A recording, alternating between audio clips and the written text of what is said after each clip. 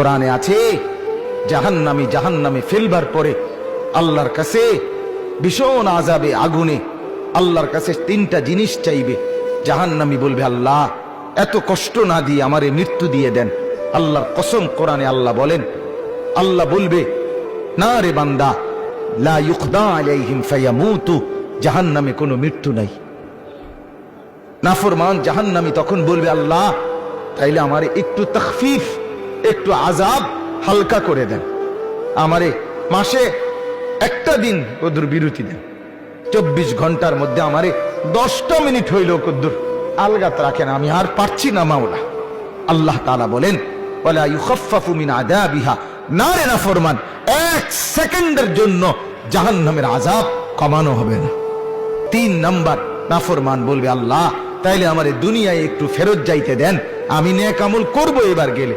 আল্লাহ বলেন, যেদ্দুর হায়াত দিলে নেক আমল করা যেত, ওদ্দুর হায়াত দিয়েই তোমারে আনছি, আর ফিরবা না।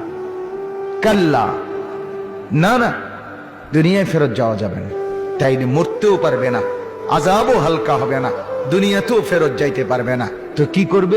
ক্বাল ইখসাউ ফিহা, আল্লাহ বলেন, ইখসাউ ফিহা, তুমি নাফরমান জাহান্নামের মধ্যেই পড়ে থাকো, ওয়ালা তুকাল্লিমুন, আর কোনো কথা বলবি না, শুধুই আযাব ভোগ করতে থাকো।